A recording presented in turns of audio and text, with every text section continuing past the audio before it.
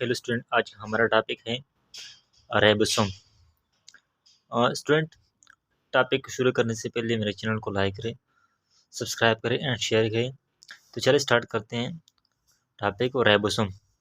Student, मैंने आपको कहा था कि राइबोसोम और लिसोम ऐसे दो पार्टिकल है सेल के अंदर प्रेजेंट होते हैं जो ना तो ऑर्गेनेलिस है ना इंक्लूजन है, जिनके दरमियान पाए जाते हैं, क्योंकि उनके सेल मेम्ब्रेन भी है, सेल मेम्ब्रेन भी नहीं है, उसके मेम्ब्रेन भी नहीं है और उसके साथ साथ उसके इंटरनल फंक्शन भी है। तो फिर ये क्या है, ये इंक्लूजन और ऑर्गेनेलिस के दरमियान पाए जाते हैं, ना इंक्लूजन है ना क्या है, ऑर्गेनेलिस है। द टीनी सेल, तो राइबोसोम क्या है, the tiny cell organelles that are either freely dispersed in cytoplasm are attached with rough endoplasmic reticulum। यहाँ पे मैंने ऑर्गेनेलिस लिखा, लेकर ऑर्गेनेलिस आपने नहीं लिखना है। द टीनी सेल पार्टिकल आपने लिखा, tiny cell particles that are either freely dispersed in cytoplasm are attached with rough endoplasmic reticulum, RERF endoplasmic reticulum। ये टीनी सेल पार्टिकल है, या तो ये फ्रीली डिस्पर्स होते हैं साइटोप्लाज्म में, मतलब ये किसी के साथ अटैच नहीं होते हैं, टीनी ग्रेन्यूल्स के फॉर्म में डिस्पर्स होते हैं, या ये अटैच होते हैं रफ एंडोप्लाज्मिक रेटिकुलम के साथ। इसलिए हम कहते हैं the tiny cell particle that are either freely dispersed in cytoplasm or attached with rough endoplasmic reticulum. अब राइबोसोम के डायमीटर क्या है, डायमीटर है अबाउट 20 nm, 20 नैनोमीटर इसका डायमीटर है। ये स्मॉल पार्टिकल होते हैं। इसको डिस्कवर किया था फेलेट ने 1955 में। फेलेट ने इसको डिस्कवर किया था बाय इलेक्ट्रॉन माइक्रोस्कोप, क्योंकि स्मॉल है, जितनी भी स्मॉल चीज़ें हैं उनको हम इलेक्ट्रॉन माइक्रोस्कोप के जरिए देख सकते हैं। इसलिए राइबोसोम जो है ना इलेक्ट्रॉन माइक्रोस्कोप के थ्रू डिस्कवर हो चुका है। अब इस कंपोजिशन की तरफ हम जाते हैं कि राइबोसोम किस चीज़ से बना है। Ribosome are composed of equal amount of RNA and protein, hence called ribonucleoprotein particle. Ribosome जो है ना ये इक्वल अमाउंट में आरएनए और प्रोटीन से बना। आरएनए और प्रोटीन की कॉम्बिनेशन है, इक्वल अमाउंट। आरएनए जितना आरएनए होगा उतना प्रोटीन होगा, इसलिए हम इसको राइबोसोम को राइबोन्यूक्लियोप्रोटीन पार्टिकल भी कह सकते हैं, क्योंकि राइबोन्यूक्लियो का मतलब आरएनए है, प्रोटीन का मतलब प्रोटीन है, इसलिए हम इसको कहते हैं राइबोन्यूक्लियोप्रोटीन पार्टिकल। अब कुछ इंपॉर्टेंट पॉइंट को हम डिस्कस करते हैं राइबोसोम के। Ribosomes are tiniest particle formed inside nucleolus and ribosome जो है ना ये टीनीस पार्टिकल्स हैं। ये कहाँ पे बनते हैं, न्यूक्लियोलस पर। आपने इस बात को जहन में रखना है कि राइबोसोम जो है ना इसकी मशीन, न्यूक्लियोलस जो है ना न्यूक्लियस का पार्ट, ये राइबोसोम की मशीनरी, यहाँ पे राइबोसोम बनते हैं। न्यूक्लियस के अंदर न्यूक्लियोलस होता है, न्यूक्लियोलस में राइबोसोम बनते हैं। राइबोसोम की फॉर्मेशन कहाँ पे होती है, न्यूक्लियोलस में। एंड हैव नो मेम्ब्रेन, उसकी मेम्ब्रेन भी नहीं है। And are involve in protein synthesis. Ribosome का फंक्शन क्या है, इसका फंक्शन है प्रोटीन सिंथेसिस में उसका बहुत बड़ा रोल है। प्रोटीन सिंथेसिस कौन करता है, राइबोसोम करता है। अब राइबोसोम के कुछ टाइप को हम डिस्कस करते हैं। There are 2 types of ribosome. Ribosome के कितने टाइप्स हैं, 2 टाइप्स हैं।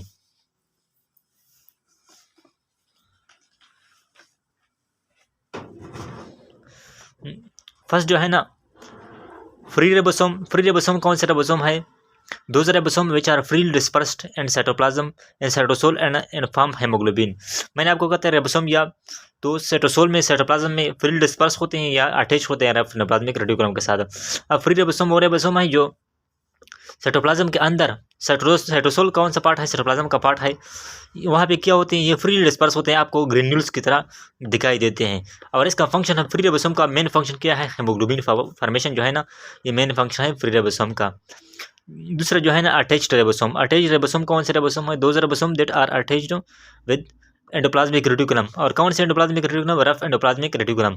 अटैच्ड राइबोसोम है जो रफ एंडोप्लाज्मिक रेटिकुलम के साथ अटैच्ड होते हैं, और उसका भी फॉर्मेशन क्या, फंक्शन क्या है, प्रोटीन है, लेकिन हेमोग्लोबिन के अलावा सिर्फ फ्री राइबोसोम का फंक्शन सिर्फ जो है ना वो हेमोग्लोबिन फॉर्मेशन है। बाकी सब प्रोटीन जो है ना ये किससे बनते हैं, ये राइबोसोम और अटैच्ड राइबोसोम से बनते हैं।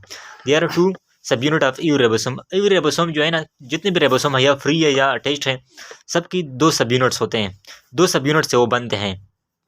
नंबर 1 लार्ज सब यूनिट, दूसरा जो है ना स्मॉल सब यूनिट। फर्स्ट जो है ना ये जो है ना स्मॉल सब यूनिट है, दूसरा जो है ना लार्ज सब यूनिट है। स्मॉल और लार्ज सब यूनिट है are attached by magnesium ion. Small और लार्ज सब यूनिट जो है ना उनसे बनते हैं। एक राइबोसोम की, हर एक राइबोसोम की 2 पार्ट्स होते हैं, एक लार्ज पार्ट होता है, एक स्मॉल पार्ट होता है। और लार्ज और स्मॉल पार्ट को हम लार्ज सब यूनिट और स्मॉल सब यूनिट कहते हैं, जो एक दूसरे के दरमियान, एक दूसरे के साथ हम मैग्नीशियम आयन के थ्रू जो है अटैच होते हैं। अब हम इसकी एक और क्लासिफिकेशन की बात करते हैं। दूसरा जो क्लासिफिकेशन है ना वो है types on basis of sedimentation. Sedimentation के बेस पे हम उसको जो है ना डिवाइड करते हैं। सेडिमेंटेशन के बेस पे, सेडिमेंटेशन की चीज़ है सेडिमेंटेशन, जो हम सेंट्रीफ्यूज जो हम पढ़ते हैं वहाँ पे हम सेडिमेंटेशन की बात करते हैं। सेडिमेंटेशन जो है ना, सेडिमेंटेशन जो है ना, ये क्या चीज़ है, ये सेंट्रीफ्यूज आप पढ़ेंगे तो वहाँ पे क्या होता है, एक मटेरियल को हम क्या करते हैं, घुमाते हैं। सेंट्रीफ्यूज में क्या करते हैं, उसको सेंट्रीफ्यूगल फोर्स उस पर अप्लाई करते हैं, उसको क्या करते हैं, घुमाते हैं। जो फिर वो क्या होते हैं, तो वो सेटल डाउन होते हैं, वो क्या होते हैं, सेटल डाउन होते हैं, और सेंट्रीफ्यूज मशीन में सेटल डाउन होते हैं। और जितना टाइम और फोर्स रिक्वायर्ड होता है उसको हम कहते हैं सेडिमेंटेशन। उस सेडिमेंटेशन के बेस पे हम उसको डिवाइड करते हैं। मतलब ये कितने टाइम के बाद जो है ना ये सेटल डाउन हो गया, इसको हम कहते हैं सेडिमेंटेशन। मतलब कि एक पार्टिकल जो है ना ये कितने टाइम बाद सेडिमेंटेशन, उसका सेडिमेंटेशन हो गया, उसको वो सेटल डाउन हो गया। सेडिमेंटेशन का मतलब क्या है, सेटल डाउन, कितने टाइम बाद जो है ना वो सेटल डाउन हो गया, इसके बेस पे हम उसको डिवाइड करते हैं। Types on basis of sedimentation. On basis of sedimentation ribosomes are two types. Sedimentation के बेस पे राइबोसोम की टू टाइप्स हैं। फर्स्ट जो है ना एटीएस, ये जो है ना एटीएस जो है ना सेडबर्ग यूनिट है, जो बाद में हम डिस्कस करेंगे। अब एटीएस एंड 70s, ये टू टाइप्स है, ATS 70s। ATS present in animals, ATS जो है ना ये एनिमल्स में पाए जाते हैं, ये यूकैरियोट्स में पाए जाते हैं, स्पेशली जो है ना यूकैरियोट्स में। यहाँ पे मैंने एनिमल लिखा, यहाँ पे यूकैरियोट्स है। And 70s and prokaryote, bacteria जितने में प्रोकैरियोट है उसमें 70s प्रेजेंट होता है। एटीएस जो है ना ये यूकैरियोट में प्रेजेंट होते हैं, और 70s जो है ना ये प्रोकैरियोट में प्रेजेंट होते हैं। स्मॉलर सब यूनिट ऑफ 70s के स्मॉलर सब यूनिट जो है ना एज 30s। स्मॉलर सब यूनिट जो है ना 70s की, वो कौन सी है, वो 30s है।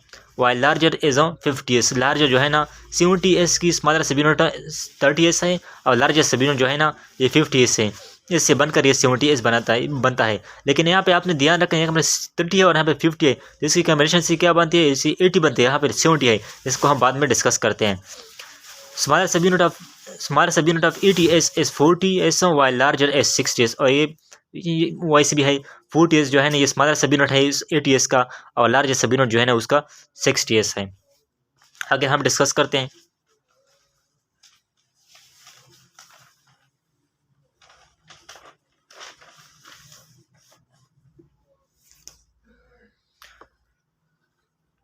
After combination they formed 70 and 80s respectively. आपको मैंने पहले ये बात कही थी कि 70s जो है ना उसकी स्मॉलर सब यूनिट 30s है, और लार्जर सब यूनिट जो है ना ये 50s है। लेकिन उसकी कॉम्बिनेशन तो बनता है 80s। फिर ये 70s किस तरह है, और 80s जो है ना उसके स्मॉलर सब यूनिट जो है ना 40s है, और लार्जर जो है ना 60s है। उसके कॉम्बिनेशन से क्या बनता है, उस कॉम्बिनेशन से बनता है 100s। फिर ये 80s कैसे, 80s इसलिए है कि जब वो कंबाइन होते हैं। फॉर एग्जांपल एक पेन है, उसका जो है ना हेड होता है, और उसका जो है ना, फॉर एग्जांपल ये जो है ना ये पेन है, ये जो है ना ये 40s है, और ये जो है ना 60s है।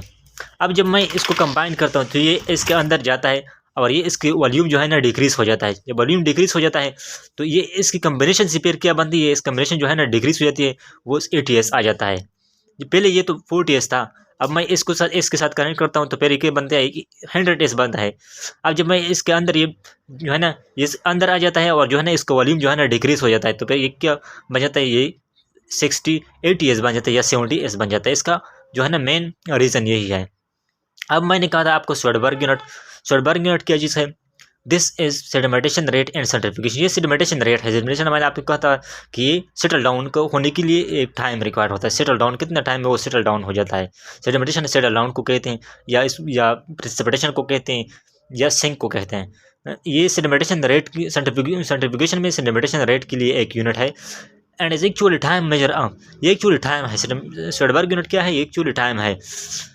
It is actually time measure after how much time a substance sediment or settle down in centrifuge। और ये एक्चुअली टाइम है जो हम मेजर करते हैं कि कितने टाइम बाद ये सब्सटेंस जो है ना सेंट्रीफ्यूगल फोर्स के थ्रू जो है ना ये सेटल डाउन हो जाएगा। ये कितने टाइम बाद सेडिमेंट या सेटल डाउन हो जाएगा। वन स्वेडबर्ग यूनिट जो है ना वो बराबर है तकरीबन वो 10⁻13 सेकेंड। ये 10⁻13 सेकेंड के बराबर है। इतनी स्मॉल यूनिट है स्वेडबर्ग। स्मॉल ये स्वेडबर्ग यूनिट आपने याद रखना कि ये SI यूनिट नहीं है, ये इंटरनेशनल सिस्टम यूनिट नहीं है। अब ये जो है ना ये टाइम की जो है ना वो एक यूनिट है, लेकिन SI में ये और शुमार नहीं हो सकता। Ribosomes are attached ribosomes attach with messenger RNA by small ribosomal subunit.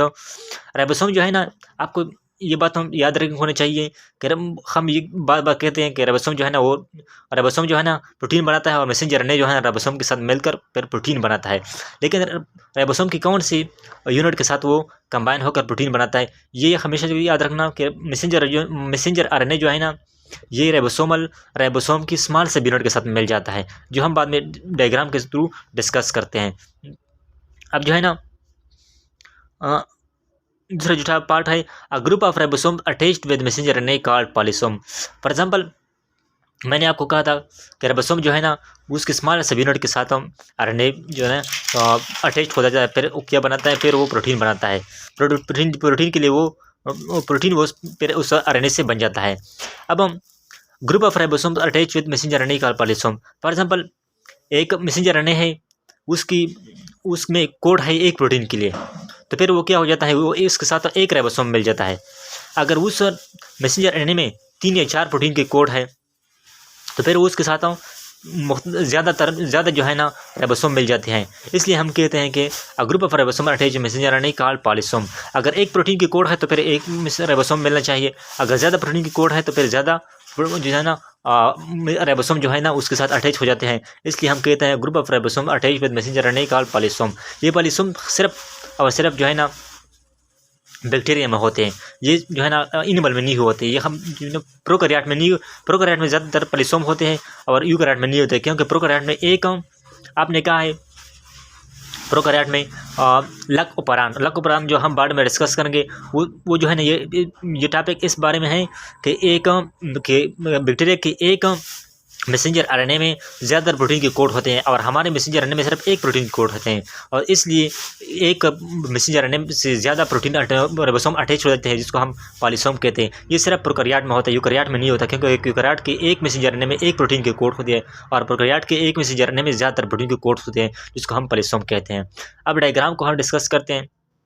Diagram मैंने कहा था, ये स्मॉलर सब यूनिट है और लार्जर सब यूनिट है। यहाँ पे ये मैग्नीशियम, ये जो मैंने ब्लैक लाइन लगा दी है, मैग्नीशियम आयन है, इसके थ्रू ये अटैच होते हैं। और स्मॉलर सब यूनिट पे 3 जो है ना, जो इसके एक्चुअली 3 पार्ट्स होते हैं। एक ये जो है ना, ये पोर्शन है, एक ये पोर्शन है, इसका दूसरा पोर्शन भी होता है, लेकिन मैंने यहाँ पे 2 ड्राइव किए हैं। और ये जो है ना, ये मैंने जो लाइन लगाई है जो है ना, ये मैसेंजर आरएनए है, और मैसेंजर आरएनए जो है ना, ये इस स्मॉलर सब यूनिट के साथ अटैच है। और स्मॉल सब यूनिट के साथ अटैच किसके थ्रू है, पोटाशियम आयन के थ्रू अटैच है। ये पोटाशियम आयन के थ्रू अटैच हो जाता है।